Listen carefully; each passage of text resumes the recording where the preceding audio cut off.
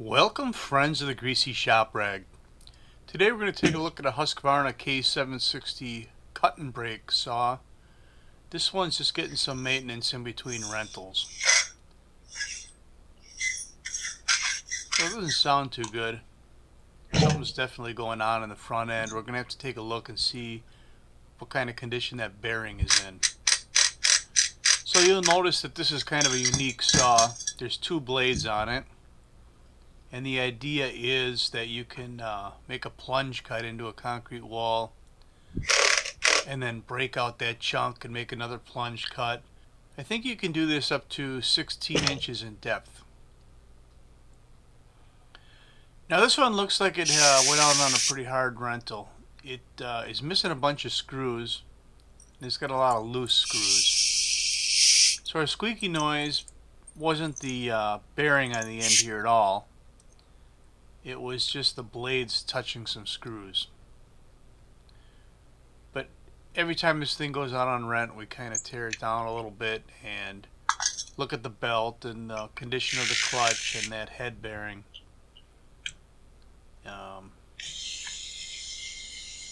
We get a lot of money for renting these out, and they need to be right when they go out.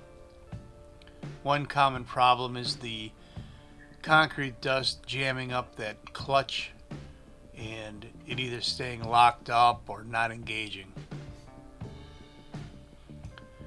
Here we're taking a look at the condition of the belt. It seems that a lot of people will end up slipping the belt and putting some wear in it.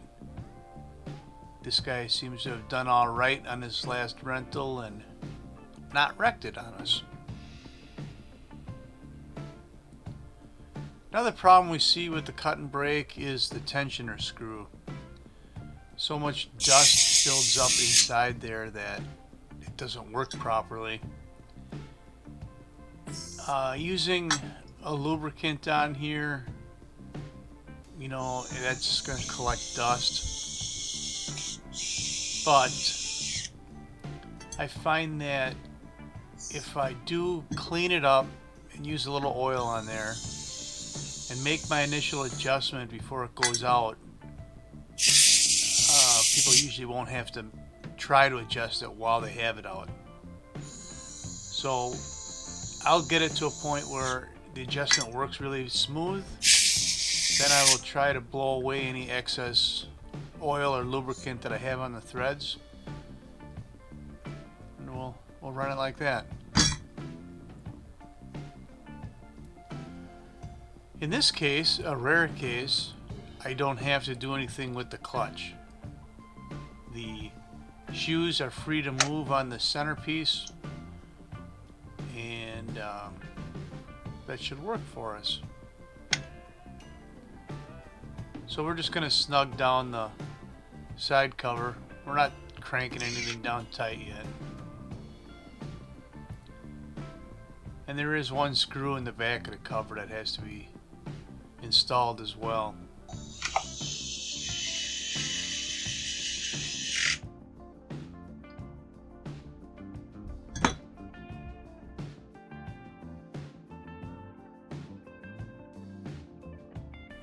Okay, now we're going to go through and take a look at these other screws. They're kind of short, so I got to see if I got any laying around here, and it turns out that I did. That was kind of gutsy. So we'll get these screws tightened up here. Now if I had to replace that bearing, we would be pulling all these screws out, and this would come apart, and I'd gain access to that bearing. It can be done when it's put together like this, but I usually have to put the bar that the bearing is in. I usually got to put that in the vise in order to break that bar loose. So I end up having to take everything apart.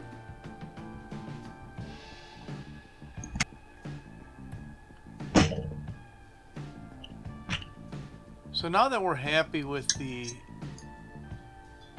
screw tightness, we're going to put the blades on.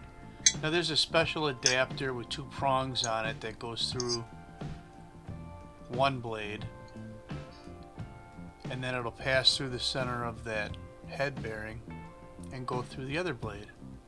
And that surface right there that's shiny, that's actually what the belt rides on. That is, these 2 halves make up the belt pulley.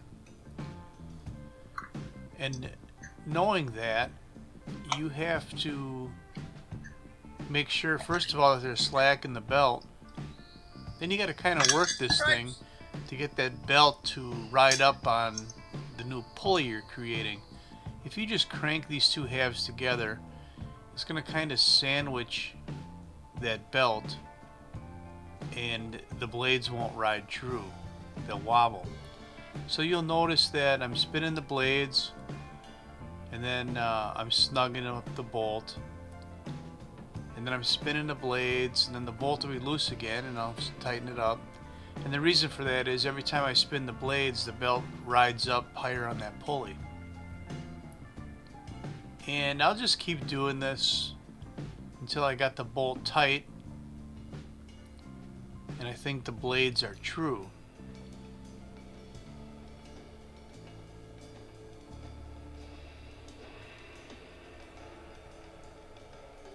So we're going to lock the blades in place. We can just put a pin through here.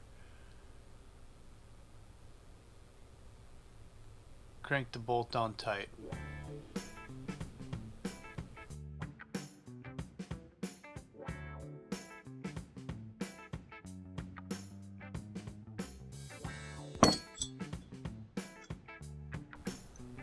And one final inspection just to make sure the blades are running true. There's no wobble in them. That's what you want right there. So where I got my finger stuck up in there now, you can feel the belt tension. And these run tight. There's no indicator or gauge on the machine itself. So you gotta kinda, if you don't have a special tool, you gotta just use your finger and run them tight. Now this would get tightened up the same way as a chainsaw. On a chainsaw, you lift the tip of the bar when you make your adjustment. And here you can see that I've got the blades on the bench and I'm lifting up the power head. So that's basically doing the same thing. And once we get the belt tight, we'll crank the nuts down.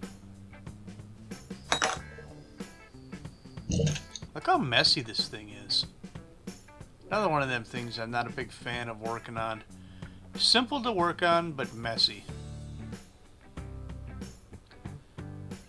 So that's all I got for you on the Husqvarna K760 cut and break saw.